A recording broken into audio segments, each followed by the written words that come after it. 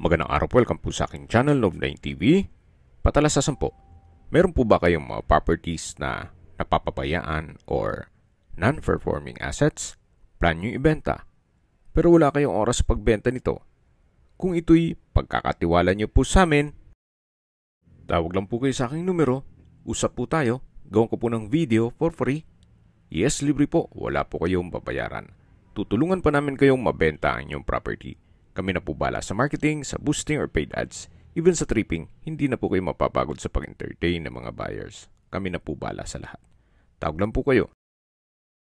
Nandito po tayo ngayon sa isang exclusive subdivision dito sa Parañaque. Ito pong bagong video presentation natin ay isang residential property na may lot area na 740 square meters. Itong bahay ay may usable floor area na 240 square meters more or less.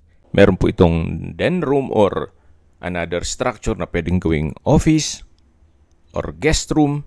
So, depende po sa magiging use nyo once na na-acquire nyo ito. Then, dito po sa likod ng bahay ay napakalaki pa po ng bakanting lote na meron pong mga ornamental plants.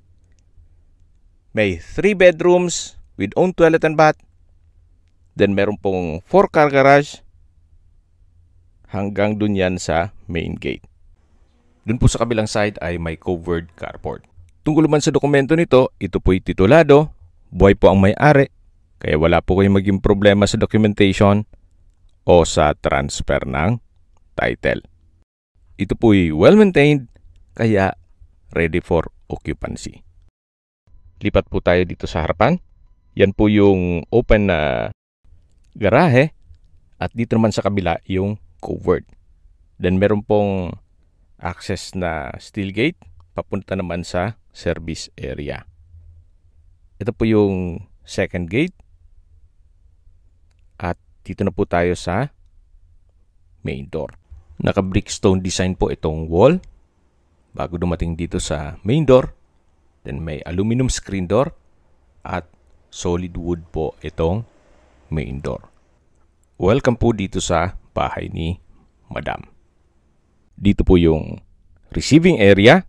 Then sa dulo naman yung living area o salas. Napakalaki po ng espasyo.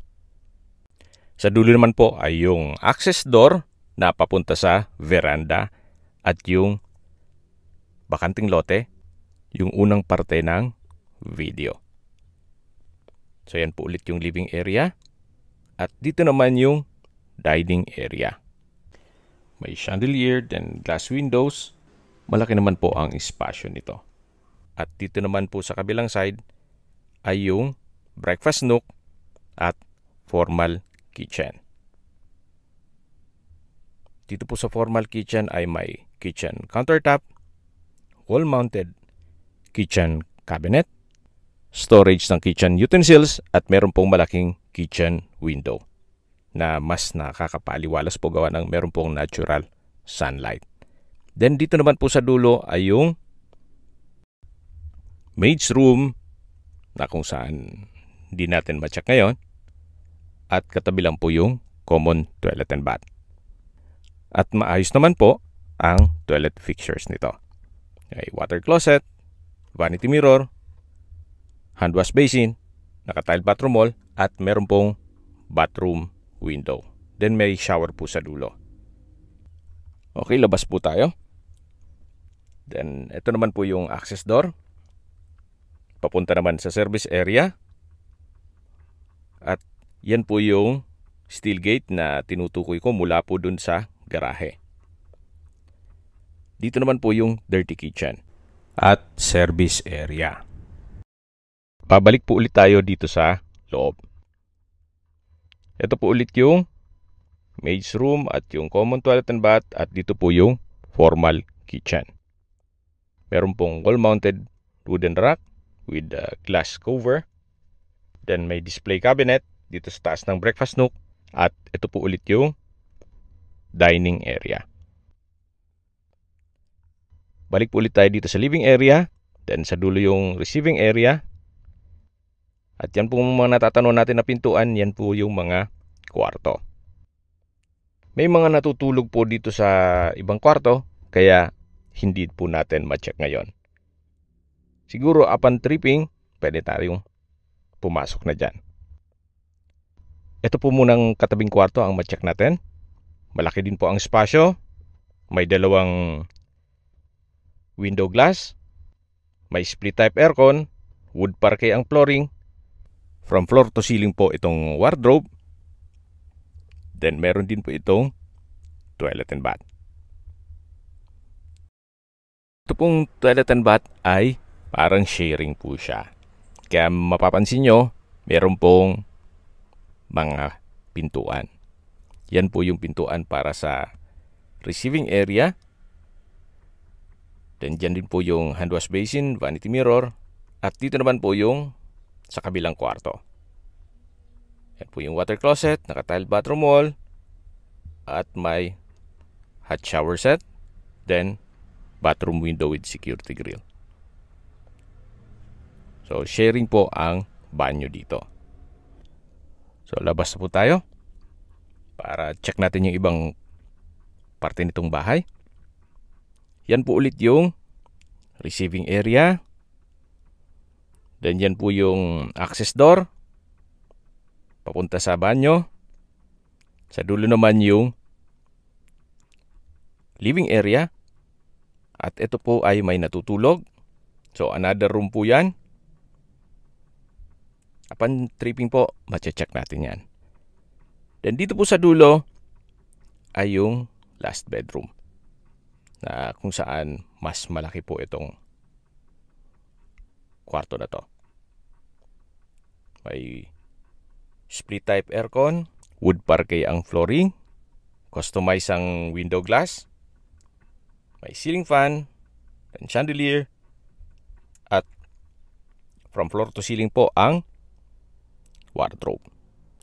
Marami po kayong gamit na mailalagay dito. Then dito naman po yung toilet and bath.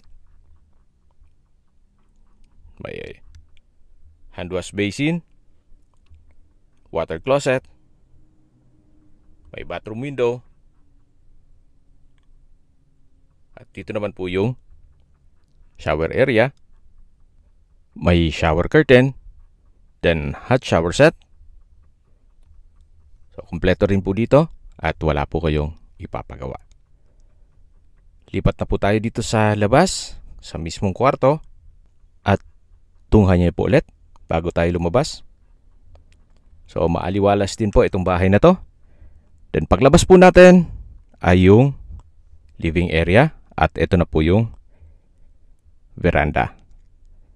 May aluminum screen door. May garden set. At sa dulo po, matataw na natin yung vacant lot. Na kung saan napakaaliwalas po. Napakalawak po ng garden. Kahit po nasa siyudad kayo nakatira, meron pa rin pong space na kung saan very relaxing po itong area. At habang pinagmamasdan nyo po at nag-iikot po tayo dito sa kapaligiran, pag-usapan na natin ang distance, location at travel time. Mula po sa airport, ang distance is 3.5 kilometers at ang travel time is 14 minutes. Mula naman po sa Mall of Asia, ang distance is 9.9 kilometers at ang travel time is 33 minutes. Mula naman po sa Parañaque Doctors, ang distance is 3.2 kilometers at ang travel time is 12 minutes. Yan po yung like kong binabanggit sa aking video na dapat nyo i-consider sa paghanap ng property, yung meron pong malapit na hospital. Hindi ko naman po sinasabing sakitin kayo, yan naman po for emergency purpose lang naman. At mula naman po sa Makati, ang distance is 16 kilometers at ang travel time is 32 minutes. Mula naman po sa VGC, ang distance is 14 kilometers at ang travel time is 31 minutes. Okay, sa presyo na po tayo. Binebenta po ito ni owner sa halagang 49 million pesos net. Ibig pong sabihin, si buyer na po ang sasagot sa lahat ng taxes at expenses with regard to documentation. Kung may mga katanungan po kayo, tawag lang po kayo sa aking numero. At sa mga kababayan naman natin na sa ibang bansa, meron po akong WhatsApp, Viber at Telegram. Same number lang po, 0917-316-3399. Sa mga nagtatanong naman po ng aming Facebook, meron po aming Facebook page na Nov9TV at Facebook Real Video. Meron din pong TikTok at Instagram. May ibang YouTube channel po kami, The Nov9TV channel. Nov9 TV listings, Nov9 TV on the spot, Nov9 TV updates, at Nov9 TV house rental. Sana po naibigyan nyo ang video presentation. Paki-like and subscribe na lang po sa aking channel para ma-update din po kayo sa aking future listings. Kung sakali po hanap nyo yung mas malaking sukat ng lupa, meron din po kami ibang listings na pwede nyong pagpilian. Huwag po kayong mag-atubiling tumawag sa amin. Then, let us know your budget para malaman namin kung anong property pwede naming ilog sa inyo. Sa lahat pong viewers, subscriber at nagtiwala po sa amin, salamat po sa suporta. Ingat po kayo lagi at yung pamilya. Maraming salamat po.